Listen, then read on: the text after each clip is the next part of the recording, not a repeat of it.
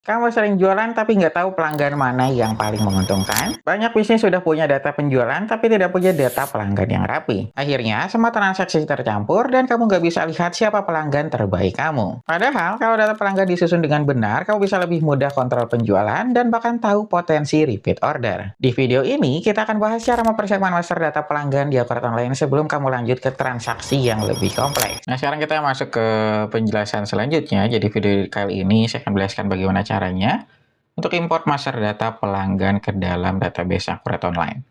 Nah, hampir sama kayak video-video sebelumnya. Jadi sebelum kamu mau mulai untuk import master data, ini kan yang kali ini kita pelanggan ya. Dan kamu harus punya template-nya terlebih dahulu.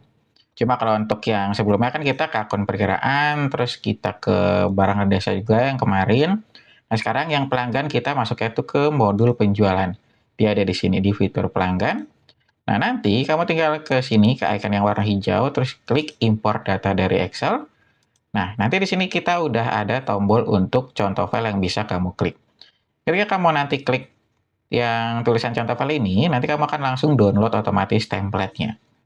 Untuk tampilan template-nya, dia nanti seperti ini.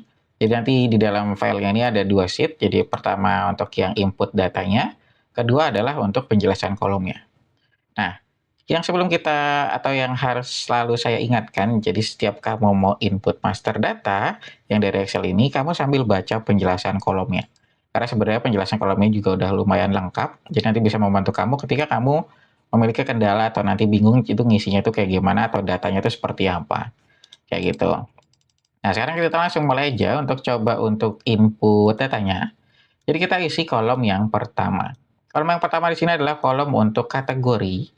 Kalau kita lihat untuk kolom kategori ini penjelasannya otomatis membuatkan nama kategorinya jika belum ada di daftar kategori pelanggan. Nah, nanti dia akan di-set secara default ini ke kategori umum jika kamu kosongkan. Jadi kalau misalkan kamu kosong, nanti dia akan langsung masuk ke kategori default. Jadi kalau untuk Akurat Online, setiap kamu buat database baru, dia langsung membuat kategori pelanggannya itu, dia secara default, dia langsung siapin untuk yang umum. Dan ini adalah kategori defaultnya. Nah, misalkan nanti, biasanya itu beberapa kasus di customer saya atau beberapa kebutuhan, itu biasanya nanti kategori pelanggan ini digunakan seperti nanti misalkan dia mau memisahkan untuk kategori untuk pelanggan yang member, atau nanti misalkan member itu ada bertingkat.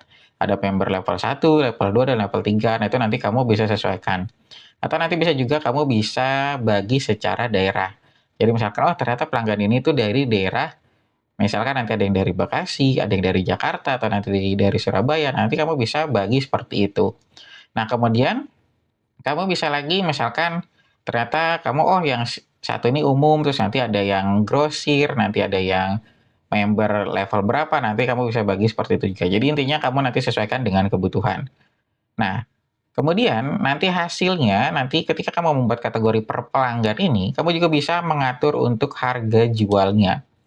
Harga jualnya nanti kita bisa sesuaikan nanti dari kategori pelanggan dan kategori penjualan.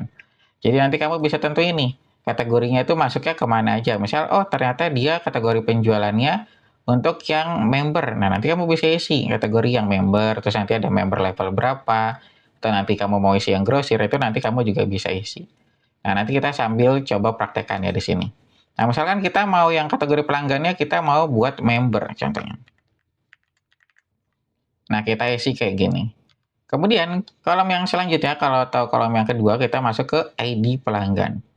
ID pelanggan di sini nanti kita lihat, ini jika dikosongkan, maka Akurat akan membuat kode otomatis secara counter. Nah, maksudnya, jika kamu kosongin kode di sini, kode yang ID pelanggan di sini, nanti kamu akan disesuaikan dengan penggunaan yang dari, penomoran yang dari Akurat Online. Jadi kamu bisa lihat di sini di modul pengaturan, kita ada fitur penomoran. Nah, sebenarnya nanti kan di sini juga udah disiapin untuk yang pelanggan.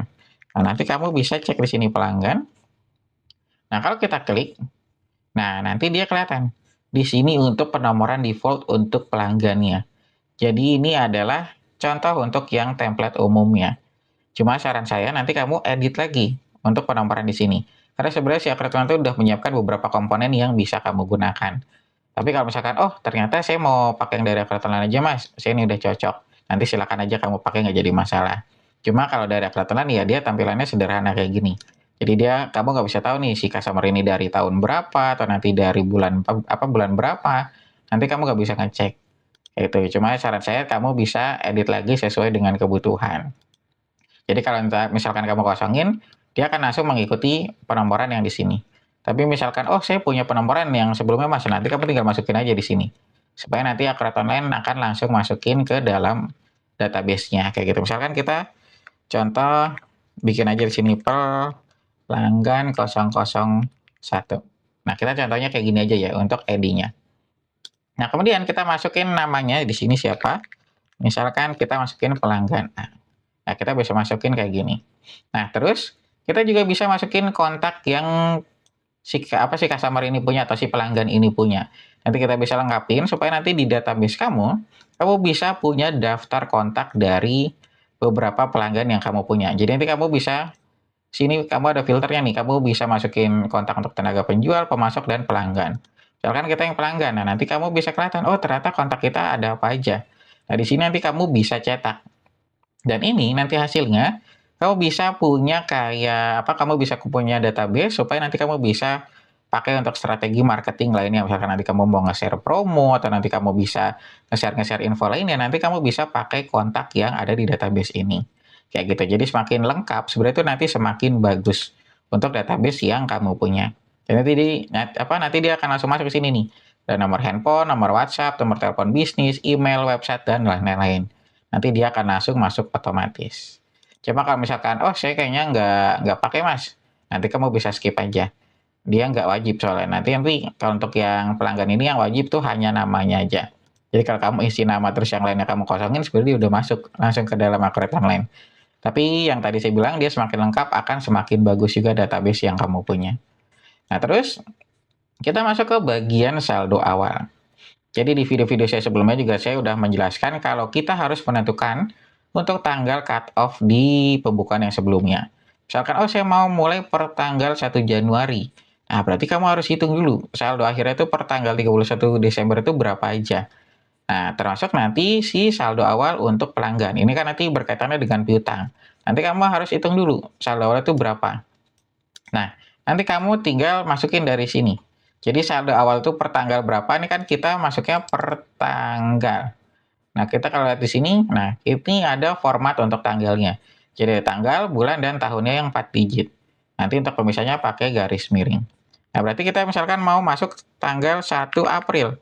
Berarti kita tinggal masukin 1/04/2026. Nah, saldo awalnya berapa? Nah, di sini baru nilainya. Nah, jadi yang di sini untuk tanggalnya, di sini adalah nilainya. Jadi nilainya itu berapa piutangnya? Nah, misalkan kita mau yang 1 juta. Nah, kita bisa masukin kayak gini. Nah, terus di sini biasanya kita ada beberapa kendala di pelanggan atau di klien saya. Jadi misalkan ternyata si pelanggan A ini, dia nggak hanya satu transaksi aja yang masih menggantung.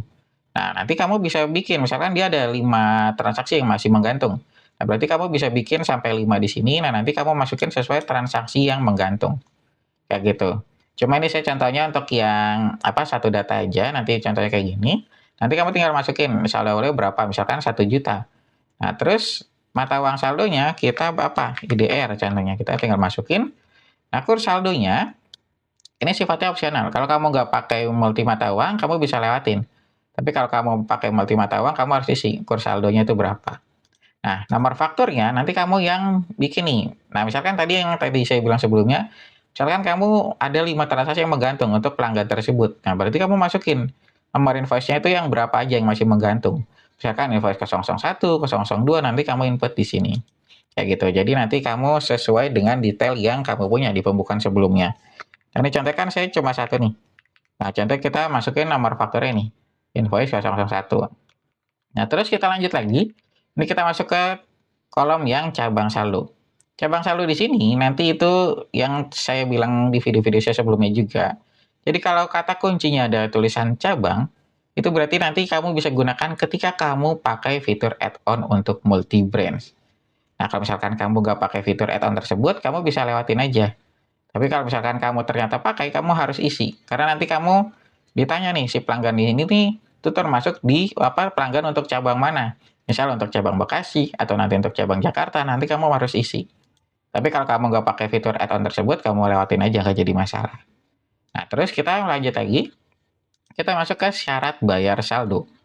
Kita lihat di sini syarat bayar saldo. Syarat pembayaran saldo awal sesuai nama syarat pembayaran yang ada di database. Jadi pastikan kamu nggak bisa isi asal. Misal kita buat net, misalkan 13 hari, net 13. Nah, ini kita nggak bisa asal kayak gini. Kita harus lihat dulu di database kita ada syarat pembayaran itu apa aja. Nah, kita lihat di dalam database kita. Ini saya sambil close ya. Dia itu ada di sini, di modul perusahaan, dia di fitur syarat pembayaran. Nah, untuk template defaultnya, dia syarat pembayarannya itu ini. Jadi ada yang net 7, 15, sampai ke 60, terus ada COD juga. Nah, misalkan kamu ternyata ada net 13, kamu tambahin dulu di sini net 13, supaya nanti di database kamu udah ada net 13. Nah, kalau udah ada di dalam database ini, baru kamu tambahkan di sini, di syarat bayar saldo. Nah, misalkan kita mau pakai yang net 7. Nah, kita tinggal masukin di sini net 7. Nah, kita tinggal masukin kayak gini, net 7. Atau kita mau net 60, kita tinggal masukin. Yang penting nanti kamu udah ada di dalam database-nya dulu. Kalau belum ada, dia pasti pas kamu import, datanya pasti akan ditolak. Karena dia belum ada nih, syarat pembayarannya di sini. Makanya kamu harus tambahin dulu. Dia kata kuncinya beda nih. Jadi sesuai nama syarat pembayaran yang ada di database. Berarti syarat pembayarannya harus udah ada dulu di dalam database. Dia beda kayak yang kategori. Kalau kategori kan dia langsung dibuatin otomatis. Nah, otomatis membuatkan nama kategori jika belum ada di daftar kategori pelanggan. Jadi dia beda. Kalau kategori nanti dibuatkan otomatis, kalau belum ada. Nah, kalau syarat pembayaran dia harus ada dulu di dalam database baru kamu bisa gunakan. Kayak gitu bedanya. Nah, kita lanjut lagi. Kemudian kita bisa masukin juga ini tenaga penjual atau salesman itu atas nama siapa di sini. Terus kita bisa masukin keterangan. Nah, keterangannya kita bisa masukin misalkan saldo awal 1. Nah, ini sebagai contoh aja. Nah, kemudian kita masuk ke atribut atau kolom tambahan. Jadi dia dari karakter sampai ke sini nih, ke tanggal. Ini adalah untuk kolom tambahan. Jadi Akreton Online itu udah menyediakan fitur opsional sebenarnya. Jadi misalkan kamu, oh ternyata kolom-kolom yang disediakan di sini, di fitur pelanggan, ini masih kurang. Saya mau menambahkan kolom tertentu. Misalkan kita mau nambahin tanggal lahir. Nah, kita bisa pakai di sini. Nanti dari sini di modul pengaturan, fitur preferensi, di sini kita ada atribut tambahan. Nah, kita bisa masukin di sini, tanggal lahir. Jadi kita bisa tahu, oh ternyata customer ini tanggal lahirnya itu tanggal berapa. Nah, kita bisa masukin. Nanti kita ada tipenya tuh ada yang karakter, angka, dan juga tanggal. Nanti kamu bisa sesuaikan aja. Cuma dia sifatnya opsional. Kalau yang kolom tambahan ini. Kalau kamu mau pakai silahkan. Kalau kamu nggak pakai, kamu bisa lewatin aja. Kayak gitu. Jadi nanti bisa kamu tambahkan kolom-kolom sesuai dengan kebutuhan. Nah, terus kita juga ada alamat penagihan. Jadi kita ada alamat penagihan dan alamat pengiriman. Nah, ini biasanya kamu lengkapi, misalkan ternyata si pelanggan ini alamat penagihan itu berbeda dari alamat pengiriman. Jadi misalkan dia kirimnya itu ke rumah, tapi dia mau ditagihnya ke kantor. Nah, itu bisa. Nanti kamu bisa bedain alamat penagihannya kemana, terus alamat pengirimannya kemana. Nanti kamu bisa lengkapin sesuai dengan alamat, kota, provinsi, sampai ke kode pos. Nanti kamu bisa lengkapin aja sesuai dengan kebutuhan. Nah, terus kita masuk ke kategori harga dan diskon. Nah, ini yang tadi saya bilang itu jadi pembeda. Jadi misalkan member itu kan pasti dia punya harga khusus nanti yang berbeda dari harga yang umum. Misalkan dia harga umumnya 10.000, nah nanti harga member itu jadi 9.000. Nah, itu nanti kan dia bisa dipakai ketika kamu input atau setting di penyesuaian harga. Di sini nih. Nah, di penyesuaian harga nih nanti kamu masukin sesuai dengan kategori penjualannya. Nah, nanti kamu tinggal masukin di sini kategori penjualan itu si customer ini apa. Misalkan kita mau buat member. Nah, tapi kita sambil baca dulu. Nah, kita sebentar. Kita jangan lupa untuk membaca di sini. Untuk yang kategori penjualan dan kategori untuk yang diskonnya. Sebentar. Saya takut kelewat di sini. Oh, ini dia. Di kategori harga dan kategori diskon saya kelewat. Nah, ini yang nanti kamu bisa isi. Nah, nanti kalau kamu lihat di sini, nama kategori harga pelanggan ini sesuai dengan nama kategori harga yang udah ada di dalam database. Berarti kita harus nambahin dulu kategori si membernya. Nah, di sini kita tambahin. Di sini kan kita ada kategori penjualan. Kita masukin di sini member. Kita tinggal simpan. Nah, di sini kategori penjualannya dia hanya, nah ini kategori penjualan kamu isi di sini benar, udah oke, kita udah punya kategori penjualan yang member. Berarti kita tinggal isi aja di sini. Ini kita isi member, terus di sampingnya juga kita isi member. Jadi intinya dia harus udah ada di dalam database-nya. Kamu harus tambahin dulu. Nah, kalau kamu input manual dia tuh adanya di sini nih. Nah, dia di sini. Di tab penjualan di bagian fitur pelanggan. Jadi kamu masuk sini, nah dia udah ada untuk kategori yang member. Nah, nanti kamu tinggal masukin kalau udah ada di daftar kategori penjualan ini. Baru kamu input ke dalam file Excel ini. Nah, baru nanti kita kita lanjut lagi, terus kita ada syarat pembayaran untuk defaultnya. Ini ketika pelanggan tersebut transaksi, dia pakai syarat pembayaran apa, kamu bisa isi. Terus nanti ada default untuk yang tenaga penjualnya. Nanti kita ada 5 nih, ada 5 tenaga penjual yang bisa kamu isi. Kemudian kita ada data pajaknya. Kamu bisa lengkapin untuk data pajaknya. Nah, ini sebenarnya lumayan teknis dan lumayan detail untuk data-data pajaknya. Nanti kamu bisa sambil baca penjelasan kolomnya. Jadi nanti dari tipe wajib pajak sampai ke yang lain-lain. Nanti kamu bisa lengkapin. Kemudian kita masuk ke bagian, nah ini udah lumayan terakhir nih. Dia itu dipakai di cabang mana? Ini yang tadi saya bilang kalau ada kata kunci atau tulisan cabang, dia pasti berkaitannya dengan add-on multi-branch. Kalau kamu pakai, kamu bisa isi. Kalau nggak pakai, kamu bisa lewatin aja. Kemudian kita ada default deskripsi, terus ada konsinyasi. Ini kita konsinyasi atau enggak si pelanggan tersebut. Kemudian kita juga bisa atur untuk akunnya. Jadi kita bisa atur akun sesuai dengan pelanggan masing-masing. Ya, jadi kayak gini. Jadi ketika dia penjualan, misalkan, oh saya mau ada penjualan atau kita mau dipisah nih, penjualan antara penjualan umum sama penjualan yang member. Nah, kita bisa pisah dari sini. Jadi nanti ketika, oh ternyata si customer saya masuk nih untuk yang customer member saya. Nah, nanti kelihatan, oh ternyata kita ada penjualan dari member kita. Terus nanti kita ada penjualan dari yang customer yang umum kita. Nah, itu nanti kamu bisa tentukan kayak gitu. Tapi misalkan, oh saya nggak mau diisi mas, kita mau gabung aja, nah itu juga nggak jadi masalah. Nanti kamu sesuaikan aja dengan kebutuhan. Kemudian nanti kita masuk ke ini. Ini kita ada limit piutangnya juga dan catatan. Jadi nanti kita bisa membatasi untuk piutang dari pelanggan tersebut. Nanti kita bisa dari umur atau nanti kita bisa dari total. Nanti kamu bisa sesuaikan. Nah, nanti misalkan, oh saya mau umurnya mas, misalkan dia ada kategori, misalkan dia ada utang yang 10 hari yang belum kebayar, nah dia harus lunasin dulu baru bisa utang lagi. Nah, nanti kamu bisa setting kayak gitu. Nanti kamu bisa sesuaikan dengan kebutuhan. Nah, sekarang ini kita udah oke, kita udah isi semuanya. Nanti kita tinggal simpan aja. Nah, terus kita coba import. Nah, ini saya close dulu biar kamu lihat dari awal. Nah, untuk importnya, dia hampir sama kayak tadi yang download template. Jadi, kamu tinggal masuk ke modul penjualan, terus ke fitur pelanggan. Nah, nanti kamu klik icon yang warna hijau di sini, klik yang import dari Excel. Nah, nanti tinggal unggah aja filenya. Kita kan tadi yang master data ya, kamu tinggal klik yang master data, klik yang pelanggan. Kita unggah. Nah, nanti si Acrobat itu akan langsung membaca kolomnya otomatis. Nah, dia sebenarnya enaknya karena kita pakai template yang dari Acrobat Online ya, dia itu lebih cepat untuk membaca kolomnya. Jadi kita nggak perlu mapping-mapping secara manual. Nah, dia langsung membaca kayak gini. Jadi kalau gudang di volume masuknya kemana, terus nanti kalau kategori diskon masuknya kemana. Nah, kalau kamu buat template sendiri itu sebenarnya bisa, tapi nanti kamu harus mapping sendiri nih. Kayak gini, nah nanti kategori diskon dimasuknya kemana, kayak gitu. Cuma ini karena kita template dari Acrobat Online, dia langsung otomatis membaca. Terus kita tinggal lanjutkan aja. Nah, kita bisa ngecek nih, data yang tadi kita input udah oke atau belum. Nah, kita bisa ngeliat, oh ternyata ini udah oke semua. Kalau udah, tinggal lanjutkan. Nah, ini kita lagi proses untuk import data.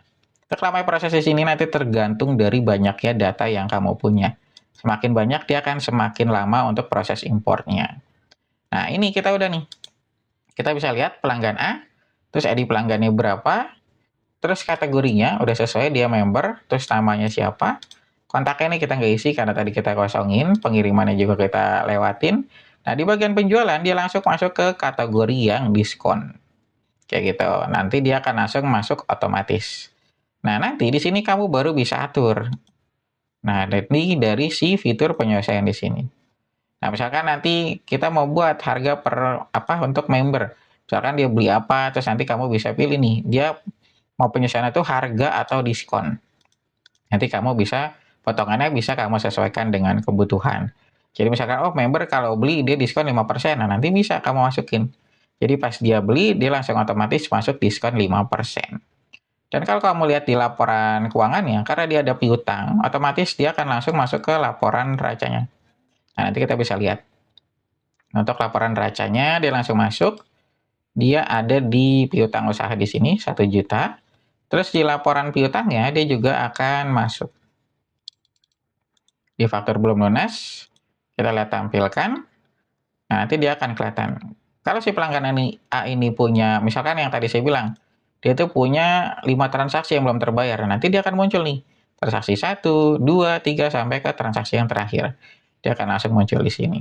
Terus kita juga ada laporan di piutang itu sebenarnya udah lengkap nih. Nah, enaknya Koratula itu dia laporannya itu sesuai dengan, udah dikelompokin sesuai dengan kelompoknya masing-masing. Kayak piutang, nah nanti kita tinggal klik ya piutang, terus kita mau ngeliat apa. Dan nanti dia kelihatan, misalkan umur piutang. Nah, nanti kelihatan nih. Nah, oh ternyata kita ada piutang pelanggan A, umurnya baru berapa? Nah, ini baru umurnya itu 1 sampai 30 hari. Nah, nanti kelihatan. Nah, nanti lebih dari berapa hari nanti kelihatan.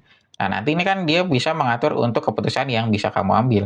Oh, ternyata kita kalau 30 hari, kita harus datang ini atau kita harus kirim surat apa. Nah, nanti dia hasilnya kayak gitu. Jadi nanti kamu bisa ambil keputusan pakai data yang kamu punya. Nah, mungkin sampai sini aja penjelasan yang bisa saya berikan tentang cara untuk import master data pelanggan ke dalam database Angkret Online. Jika kamu ada pertanyaan lainnya, nanti kamu bisa langsung tulis di kolom komentar, atau nanti kamu bisa langsung DM aja ke akun Instagram saya. Kesalahan yang sering terjadi di tahap ini, banyak yang input pelanggan tanpa struktur yang jelas. Nama tidak konsisten, data tidak lengkap, akhirnya sulit dilacak ketika transaksi udah banyak. Padahal, kalau dari awal sudah rapi, kamu bisa lebih mudah kontrol piutang dan melihat performa dari tiap pelanggan. Kalau kamu lagi dalam masa trial, pastikan kamu ikuti series Akurat Online 101 ini dari awal, supaya setiap setup yang kamu buat akan saling terhubung. Di video berikutnya, kita akan lanjut ke bagian yang tidak kalah penting, yaitu mempersiapkan master data pemasok. Dan kalau kamu mau setup yang lebih rapi dan sesuai dengan kebutuhan bisnis kamu, nanti saya bisa bantu di dalam sesi training.